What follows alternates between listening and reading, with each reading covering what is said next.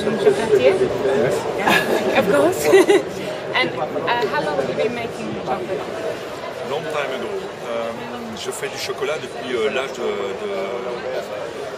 je m'intéresse au chocolat, pardon. Je suis gourmand depuis l'âge de 14 ans.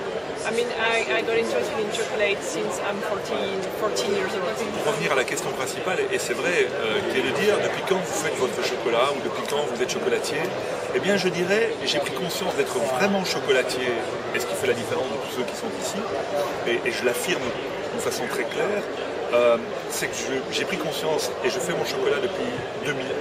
La société existe depuis 1994, mais en réalité on a travaillé tous dans un processus qu'on connaît tous, qui est on prend un bloc de chocolat, on le fait fondre, on fait une tablette, on dit youpi, on a fait la tablette. Et moi j'ai en 2001, quand il y a la directive européenne, j'ai pris conscience qu'il fallait faire peut-être autre chose. But the shop exists like since the 1980s, but I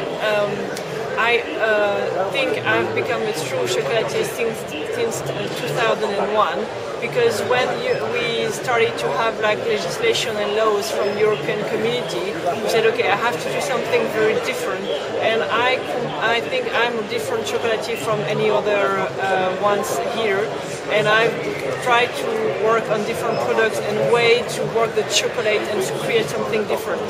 So what's unique about you is that you make the chocolate, in Belgium at least, you make the chocolate from the bean.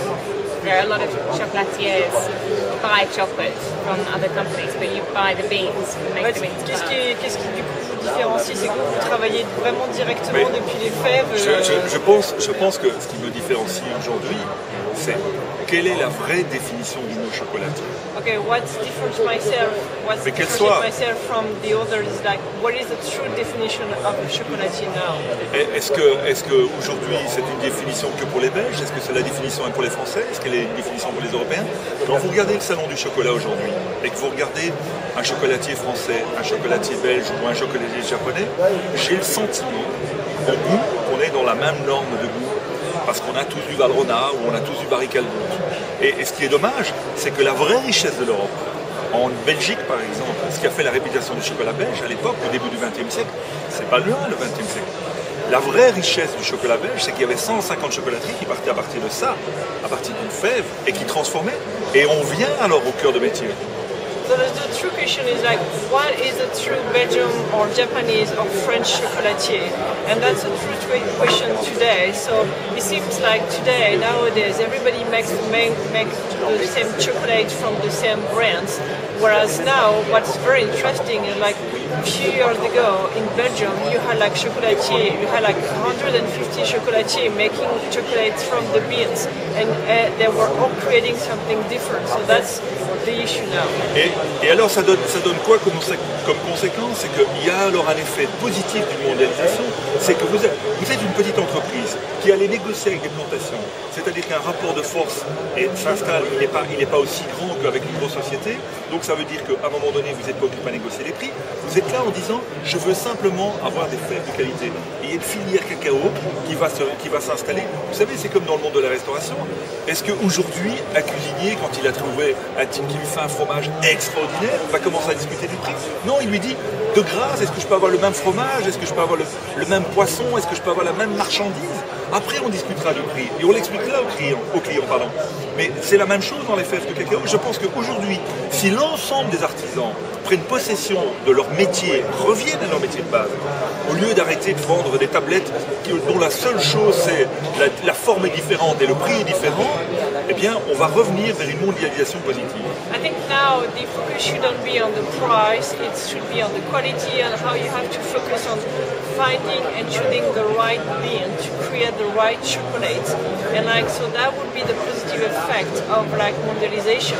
Is like focus on what your job is and where you're good at. So focus on the beans and the choice, and then it's up to someone else to discuss the price and the shape of the bar. Bref, finaliser par rapport à ça, vous avez vu le succès qu'on a à notre stand. Je pense qu'aujourd'hui, il y a une véritable reconnaissance du métier. On ne peut pas dire que c'est de l'opportunité, puisque ça fait depuis 2001. Vous imaginez qu'avant, on travaillait comme tout le monde, c'est-à-dire on prenait notre bloc, on faisait fondre, on faisait nos tablettes, nos chocolats, etc. C'est très bien. Aujourd'hui, les artisans se battent en disant « moi je je mets un chocolat à base de fenouil, moi je fais de la menthe fraîche, il y en a un autre qui vous explique quasiment la vie sexuelle des abeilles, donc c'est très bien. Mais c'est pas ça l'essentiel. Dans une ganache, il y a 40 à 50% de chocolat.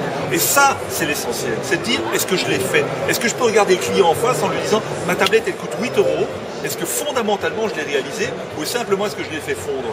Et c'est là où ça devient un problème. Parce que si je prends le même bloc, je le donne à un chocolatier qui va faire des tablettes, des chocolats et tout, ok, fine. Et puis le deuxième, vous prenez le même bloc et vous le donnez à un pâtissier. Alors il devient chocolatier. Et si vous continuez comme ça la chaîne et vous dites tiens mais je donne le même bloc et je donne à un cuisinier qui va faire des petites mignardises, etc., et des petits chocolats, il devient aussi chocolatier. C'est n'importe quoi.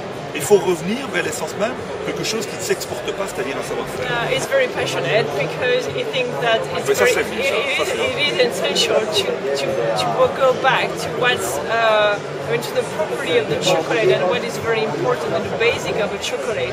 And like because some chocolates like want to add like mint or like cumin or like talking about like bees sexual life, and no, it's not that. It's not the point. It's like you have to focus on the chocolate and you have to be proud if you like a customer saying is my ganache at least like 50% of chocolate has 50% of chocolate in it, and that's what is the most important. So you have to be proud of your work, you have to be proud of your chocolate and really focus on what is essential. What is your favorite chocolate in all of the chocolates that you make? Quel est mon favori? Mais c'est toujours une question difficile parce que je dis toujours, c'est d'abord le chocolat que je vais découvrir demain. On vient de faire entrer par exemple les fèves du Cameroun parce qu'il y a une plantation qui a été réhabilitée avec des cacaoyers anciens et pas les CCN 51, etc. J'espère qu'un jour vous en parlerez aussi. It's very hard to define the best one or the favorite one because just for example like it's all about what you're going to discover. So we just brought like a new beans from Cameroon. So once again, it's something new. Donc ça c'est vraiment des choses qui sont là. Et pour moi c'est difficile de dire quel est mon chocolat préféré parce que c'est comme quand on demande à un père quel est l'enfant qu'il va choisir. It's like when you ask a dad, what's your favorite child? Je les redis pas, donc je suis très content de chaque chocolat.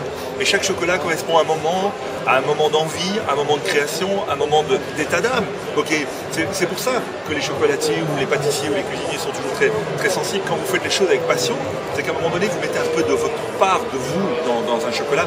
Et donc on vous dit on l'aime pas, c'est une part de votre intimité qu'on vous touche. Et donc c'est pour ça que c'est un sujet toujours très sensible. Each chocolate is linked to a feeling, to a certain time of the day. So it's very hard to say which one is my favorite, but it's a very emotional link, and that's how I consider chocolate.